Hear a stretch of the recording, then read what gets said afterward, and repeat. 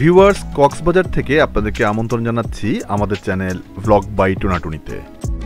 আগের ভিডিওতে আপনারা দেখেছেন আমরা কিভাবে কক্সবাজারে আসলাম স্লিপারে করে। এই ভিডিওতে আপনাদেরকে আমি দেখাবো আমরা কক্সবাজারে এসে যেই হোটেলে উঠেছিলাম সেই হোটেলটা। আমরা কক্সবাজারে সিমুন হোটেলে উঠেছিলাম। ভিউয়ার্স, প্রচণ্ড খিদে লেগেছে। সকালে আমরা এসে কক্সবাজারে পৌঁছালাম। হোটেলেও আমাদের রুম চেকিং করতে পারছি না, কারণ হোটেলে রুমগুলো এখনও চেক আউট হয়নি, যার কারণে আমাদেরকে রিসেপশন থেকে বলল আপনারা একটু ঘুরে আসেন বা ব্রেকফাস্টটা সেরে আসেন, আমরা এর মধ্যে আপনাদের রুম খালি করে দিব। এই হোটেলে চেক আউট টাইম 11টা এবং চেক ইন 12টা। যারা হোটেলে ছিলেন তারা এখনো চেক আউট করেনি, তো আমাদের রুম পেতে প্রায় 1টা বেজে যাবে। সো আমরা আগে ব্রেকফাস্টটা করে নিই, তারপরে আমাদের হোটেলের রুমগুলো ঘুরে ঘুরে দেখাবো। আমাদের এই কক্সবাজার ট্যুরের পুরো প্যাকেজটা বাসের টিকিট এবং হোটেল বুকিং বৃত্তের বাইরে নামক ট্রাভেল এজেন্সি থেকে নিয়েছিলাম। হ্যাঁ ভিউয়ার্স, আপনারা হয়তো অনেকে ভাবছেন কক্সবাজার ট্রাভেলের জন্য আবার প্যাকেজ নেওয়ার কি দরকার। হ্যাঁ ভিউয়ার্স, এটা ঠিক, কক্সবাজার ঘোরার জন্য কোনো ট্যুর প্যাকেজ বেশিরভাগ মানুষই নেয় না। আর আমাদের নেওয়ার কারণটা হচ্ছে ডিসেম্বর এবং জানুয়ারি কক্সবাজারে প্রচুর রাশ থাকে এবং হোটেল এবং বাসের টিকিট পাওয়াটা টাফ হয়ে যায়। আমরা যেহেতু 13 জন ছিলাম, যার কারণে আমরা একটি বাসে এতগুলো স্লিপার সিট এবং এতগুলো রুম একই দিনে একটা হোটেলে পাচ্ছিলাম না, যার কারণে আমাদেরকে ট্রাভেল এজেন্সি সাপোর্ট নিতে হয় এবং সেই সাপোর্টটা আমাদেরকে দিয়েছিল বৃত্তের বাইরে। ভিউয়ার্স, বৃত্তের বাইরের পেজের লিঙ্ক এবং ফোন নাম্বার ডিসক্রিপশন বক্সে দেওয়া থাকবে, আপনারা চাইলে প্রয়োজনে সাহায্য নিতে পারেন। আমরা এখন যে রেস্টুরেন্টে সকালে নাস্তা করার জন্য আসলাম, এটা হচ্ছে কি রাধুনী রেস্টুরেন্ট। কলাতলি বিচ পয়েন্টের একটু আগে একটা বাঁ দিকে গলি ঢুকে গেছে। তো আপনার ডলফিন মোড় থেকে সামান্য সামনে এসে বাঁ দিকে যে রাস্তাটা ঢুকে একটু সামনে আসলেই এই রাধুনী রেস্টুরেন্ট। আমরা এখানে সকালে নাস্তা করব। এটার কারণ হচ্ছে গিয়ে এই রাধুনী রেস্টুরেন্টের সকালের নাস্তা নাকি খুব ভালো মানে এবং খুব টেস্টি। এটা আমাদেরকে যারা এখানে আসছে বেড়াতে তারাই রিভিউ দিচ্ছে, যার জন্যই মূলত আসা। রাধুনী রেস্টুরেন্টে আমি আগেও গিয়েছি, এদের খাবার কোয়ালিটি খুবই ভালো।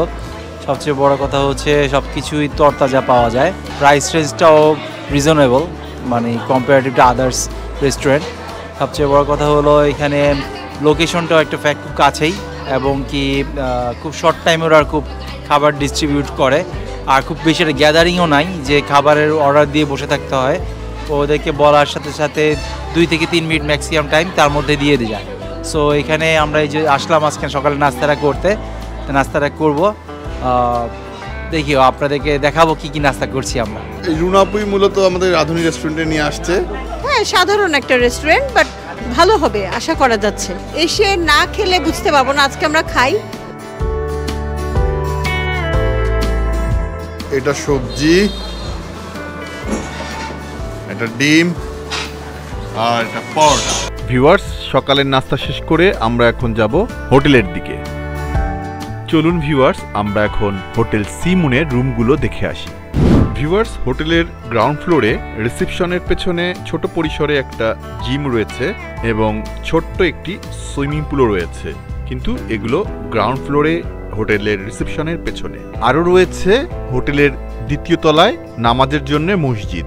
আর এই হোটেলের আরেকটি ভালো দিক হচ্ছে এই হোটেলে রয়েছে প্রতিটি ফ্লোরে অগ্নি নির্বাপক ব্যবস্থা এবং ইমার্জেন্সি এক্সিট। এরই সাথে হোটেলের প্রতিটি করিডোরে রয়েছে আধুনিক সাউন্ড সিস্টেম, যেখান থেকে প্রতি ওয়াক্তে ভেসে আসে আজানের ধ্বনি। হোটেলের এই ব্যবস্থাটা আমাকে আসলেই মুগ্ধ করেছে। এই ভবনের 7 তলার উপর থেকে প্রতিটি ফ্লোর থেকে এইভাবে সি ভিউ রুম পেয়ে যাবেন এবং করিডোরের এক প্রান্তে কমন স্পেস থেকেও খুব সুন্দরভাবে সমুদ্রের দৃশ্য উপভোগ করতে পারবেন। ভিউয়ার্স, চলুন আপনাদেরকে দেখে নিয়ে আসি এই হোটেলের 1003 নম্বর রুমটা। এই হোটেলের প্রতিটি রুমের দরজায় রয়েছে ডিজিটাল লক। রুমটি আমাদের জন্য এখনো তৈরি হয়নি, এখনো ক্লিনিং চলছে। এই ফাঁকে আমি আপনাদেরকে এই রুমের ফ্যাসিলিটিগুলো দেখিয়ে দিচ্ছি। যথারীতি এটা আলমিরা এবং এখানে একটা নামাজের পার্টি, আর নিচে দেখতে পাচ্ছেন এখানে কাপড় শুকানোর জন্য র্যাক দেওয়া আছে, আর এইদিকে হ্যাঙ্গার, আর যেখানে ক্লিনিং চলছে এখানে একটা টেবিল, আর এই যে ডাবল বেডের 2টা বেড সুন্দর সাদা কভার করা, আর এদিকে এসি, আর উপরে একটা ফ্যান আছে, আর ওই সাইডে উপরে একটা ফ্যান আছে। আর এখানে একটা এলইডি স্মার্ট টিভি, আর নিচে ডাস্টবিন আছে, আর এখানে একটা ইলেকট্রিক কেটলি, আর দুটো গ্লাস, আর এখানে একটা ফ্রিজ, একটা বেড ফ্রিজ ছোট, নিচে ডিপও আছে, এখানে মাছ মাংস রাখা যেতে পারে। এখানে একটা আয়না, আর এদিকে দুটো সোফা, একটা টেবিল, আর নিচে কার্পেট। আর রুমের বারান্দা থেকে খুব সুন্দর এই দেখেন সি ভিউ। আপনাদের আরেকটা রুম দেখিয়ে দিচ্ছি, 1002 নম্বর রুম। রুম থেকে ঢুকে হাতের বাঁ দিকে একটি আলমিরা এবং যথারীতি এখানে একটা জায়নামাজ দেওয়া আছে। আর একটু এগুলোই হাতের বাঁ দিকে ডাবল বেডের একটা কিং সাইজের খাট, আর এখানে একটা ফ্রিজ, টেবিল ল্যাম্প, কেটলি যথারীতি, আর একটা স্মার্ট এলইডি টিভি। আর উপরে এই যে একটা লাইট, আর সিলিংয়ে স্পটলাইট দেওয়া আছে। আর সবচেয়ে আকর্ষণীয় হচ্ছে এই রুমের বারান্দা। স্লাইড অ্যালুমিনিয়ামের দরজা খুলে বারান্দায় আসলে সমুদ্রের খুব সুন্দর ভিউ দেখতে পাবেন, নীল রঙের সমুদ্র।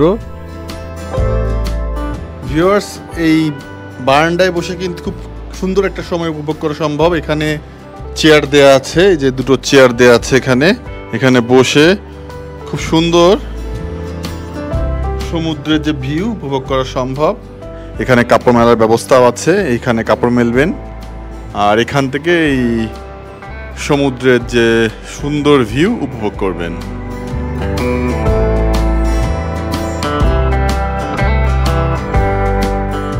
আর আমার সামনে, আমার নিচে যে হোটেলটা দেখতে পাচ্ছেন, এটা সি ক্রাউন।